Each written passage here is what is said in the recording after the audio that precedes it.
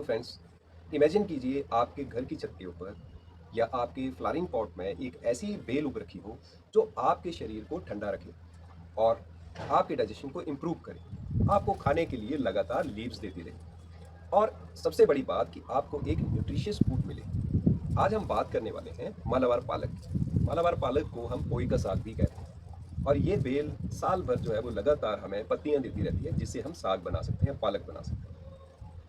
आज की डेट में मालाबार पालक एक सुपर फूड की फॉर्म में बहुत ट्रेंड में है, क्योंकि इसकी न्यूट्रिशनल वैल्यू बहुत ज़्यादा है। और सबसे इंटरेस्टिंग बात यह है कि आप इसको अपने आप घर पे ग्रो कर सकते हो।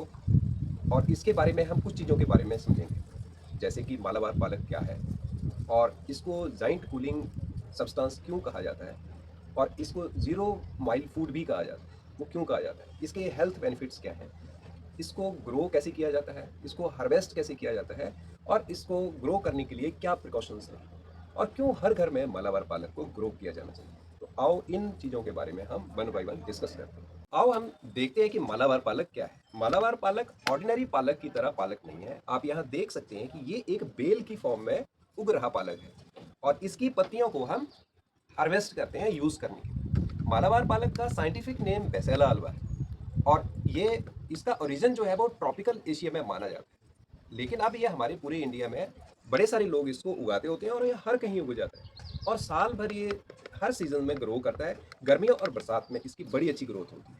जब दूसरे वाले पालक या प्लांट्स सर्वाइव करने के लिए स्ट्रगल कर रहे होते हैं, तो उस टाइम ये वाला पालक जो है वो बड़ी अच्छी ग्रोथ लेता है और बड़ी अच्छी फसल देता है और हमें न्यूट्रिशन प्रोवाइड करता है। इसलिए इस पालक को समर स्पिनच के नाम से भी जाना जाता है। अब मालाबार पालक की कुछ हम स्पेशलिटीज़ की बात करते हैं। सबसे पहले की जो इसकी लीफ है वो काफ़ी फ्लैशी होती है। तो पालक की लीफ में काफ़ी जो पानी होता है, तो उस वजह से मतलब वो काफ़ी फ्लैशी रहती है। तो ऐसे ही इसकी लीफ भी काफ़ी फ्लैशी होती है। दूसरा, इसकी स्टेम भी फ्लैशी होती है। जब हम इसको तोड़ते हैं तो बड़ी आसानी से इसकी स्टेम जो है वो टूट जाती है और उस स्टेम को भी हम यूज़ कर सकते हैं, क्योंकि काफ़ी सॉफ्ट होती है। तो जब हम इसको यूज़ करेंगे, जब हम पालक बनाएंगे, तो इसका यूज़ किया जा सकता है। ये भी एडिबल। और जो ये काफ़ी इसकी ग्रोथ रैपिड होती है, मतलब जब हीट टॉलरेंट है ये। तो जब हम यहाँ आप देख पा रहे हो कि समर के टाइम में भी छत पे काफ़ी धूप आती है, कोई शेड नहीं है, तो उसके बावजूद भी ये बड़े अच्छे से हरा भरा है और काफ़ी अच्छी ग्रोथ है, हेल्दी लीव्स इसकी दिखाई दे रही हैं। तो इसको जब हम हार्वेस्ट करते हैं तो हम लीव्स हार्वेस्ट करके उससे हम अपनी सब्जी पालक तैयार कर सकते हैं। मालाबार पालक को कूलिंग जाइंट भी कहा जाता है। हमारे इंडियन फूड सिस्टम में इसको कूलिंग फूड माना जाता है। मतलब ये हमारी तासीर को ठंडा रखता है। जहाँ गर्मियों में बहुत ज़्यादा गर्मी होती है, डिहाइड्रेशन हो जाती है, लू लगने का चांसेस होता है, नक्सीर फूटती है, तो उस टाइम हम गर्मियों में ठंडी तासीर की चीज़ें कंज्यूम करते हैं। तो उनमें से मालाबार पालक एक बड़ी अच्छी ऑप्शन हो सकती है। अब इसके पीछे एक साइंटिफिक कारण ये भी है कि मालाबार पालक में बहुत ज़्यादा वाटर कंटेंट होता है, पानी की मात्रा अच्छी खासी होती है। दूसरी चीज़ ये है कि इसमें डाइटरी फाइबर काफ़ी ज़्यादा होता है। जैसे कि हम जो खीरा खाते हैं, मूली खाते हैं, तो उनमें फाइबर होता है। तो वैसे ही इसमें डाइटरी फाइबर ज़्यादा होता है, तो ये हमारी डाइजेशन को भी अच्छा रखता है। तीसरी चीज़, इसमें म्यूसिलेज होती है। म्यूसिलेज हमारी गट हेल्थ के लिए, फूड डाइजेशन की इंप्रूवमेंट के लिए बहुत अच्छी होती है। तो अगर गट हेल्थ अच्छी रहेगी तो हमारी बॉडी नेचुरली अच्छी रहेगी। और चौथी चीज़, इसमें माइक्रो न्यूट्रिएंट्स बड़ी अच्छी मात्रा में पाए जाते हैं, जैसे कि विटामिन ए हो गया, विटामिन सी हो गया, फिर कैल्शियम, पोटेशियम, फास्फोरस, मैग्नीशियम और एंटीऑक्सीडेंट्स भी इसमें काफ़ी क्वांटिटी में पाए जाते हैं, जो हमारी बॉडी को दुरुस्त रखते हैं। ये एक बैलेंस डाइट का बड़ा अच्छा हिस्सा बन सकता है। इसको ज़ीरो माइल फूड क्यों कहा जाता है? तो ज़ीरो माइल फूड को आओ समझते हैं। ज़ीरो माइल फूड का मतलब कि जैसे हम दूसरी सब्जियों को मार्केट से खरीदते हैं, तो वो किसी चैनल से होके हमारे तक पहुंचती है, जहाँ पे वो पैदा की गई, फिर उनको हार्वेस्ट किया गया, उनकी पैकेजिंग की गई, फिर वो होलसेलर के पास पहुंचे, रिटेलर के पास पहुंचे, फिर हमारे पास पहुंचते पहुंचते काफ़ी टाइम लग जाता है। तो ऐसे टाइम में उसकी जो न्यूट्रिशनल वैल्यू है, खासकर विटामिन सी, वो खत्म हो जाती है या कम होती जाती है। पर वो वाली जो एक ट्रैवलिंग है किसी भी सब्जी की, हमारे और सब्जी के दौरान, वो सारी की सारी हम अपने जब घर पे किसी फूड को प्रोड्यूस करते हैं, जैसे यहाँ पे मैंने ये तैयार की हुई है सब्जी, और जब मैं इसको हार्वेस्ट करूँगा, इसको काटूंगा, तो इसको अपने किचन तक पहुँचा के बड़े जल्दी से इसकी सफाई करेंगे, इसकी वॉशिंग देंगे और इसको चॉप करके हम यूज़ कर लेंगे। तो मतलब जो टाइम स्पैन है इसकी ट्रैवलिंग का, ट्रांसपोर्टेशन का, वो सारा खत्म हो गया। तो इसकी न्यूट्रिशनल वैल्यू जो है वो मेंटेन रहती है। इसीलिए इसे ज़ीरो माइल फूड भी कहा जाता है। आओ अब हम बात करते हैं हेल्थ बेनिफिट्स। इसका जो रिच वाटर कंटेंट है वो हमें डिहाइड्रेशन से बचाता है, मतलब हमारी बॉडी को हाइड्रेट करके रखता है। जो इसका रिच फाइबर कंटेंट है वो हमारी गट हेल्थ को अच्छा रखता है। और जो इसमें विटामिन ए है वो हमारी आई हेल्थ को अच्छा रखता है। विटामिन सी जो हमारी इम्यून सिस्टम को सपोर्ट करता है, स्ट्रांग बनाता है। इसमें जो आयरन है वो हमारी ब्लड फॉर्मेशन में हेल्प करता है, हमारी ब्लड सेल्स की फॉर्मेशन करता है। और जो इसके एंटीऑक्सीडेंट्स हैं वो हमारी बॉडी को ऑक्सीडेटिव स्ट्रेस से बचाते हैं। जो इसमें कैल्शियम है वो हमारी बोन हेल्थ को अच्छा बनाता है। आओ अब हम बात करते हैं how to grow Malabar spinach या मालाबार पालक को कैसे उगाएं। और ये सबसे प्रैक्टिकल सेक्शन है।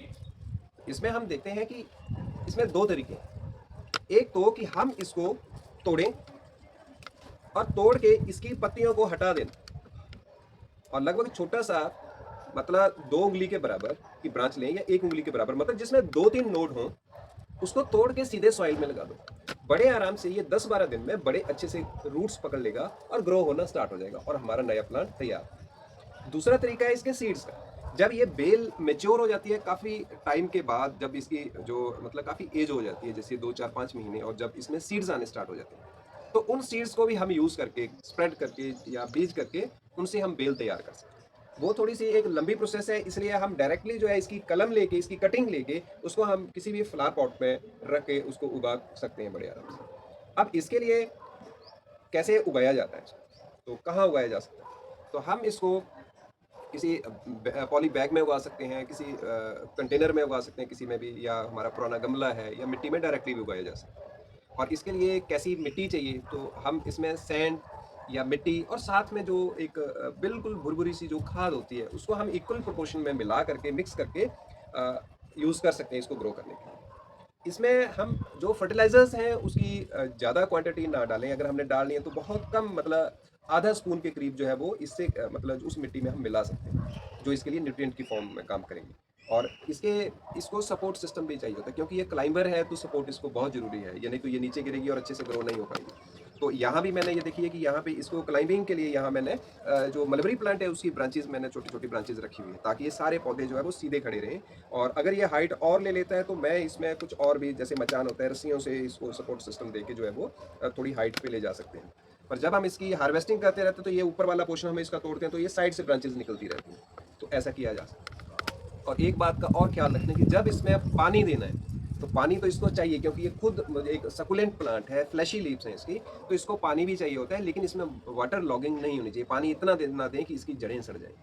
इसमें हार्वेस्टिंग का खास ख्याल रखें कि ये जो इसकी टेंडर लीव्स हैं, हम इसको, इसकी जो ब्रांच है, ये जो मेन स्टेम है, इसके साथ ही तोड़ सकते हैं।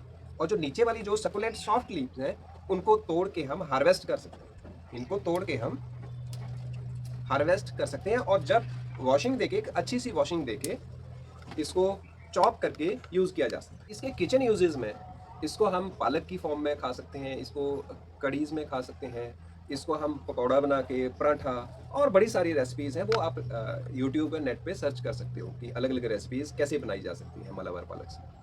और इसमें कैल्शियम लेवल भी इसका अच्छा होता है, न्यूट्रिएंट का।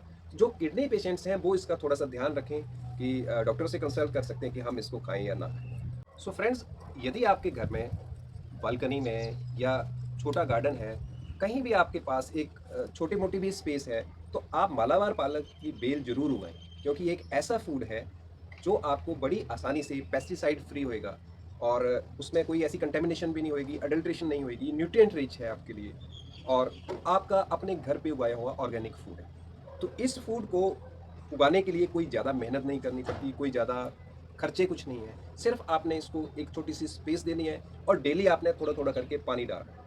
और जब इसकी पत्तियां, जब ब्रांचेस निकल आती हैं, नई पत्तियां आ जाती हैं, तो उनको आपने हार्वेस्ट करके यूज़ करना है। सिंपल सी चीज़ है, ग्रो करने में भी और हार्वेस्ट करने में भी और खाने में भी और पचाने में भी, और इससे आपकी हेल्थ भी बहुत अच्छी बनेगी। आपके घर में मालाबार पालक को किस नाम से जाना जाता है, हमें कमेंट करके ज़रूर बताइए। और आप कौन कौन सी रेसिपीज़ बना सकते हो, इसमें बना के देखिए, आपने ट्राई करिए, कमेंट करके ज़रूर बताएं।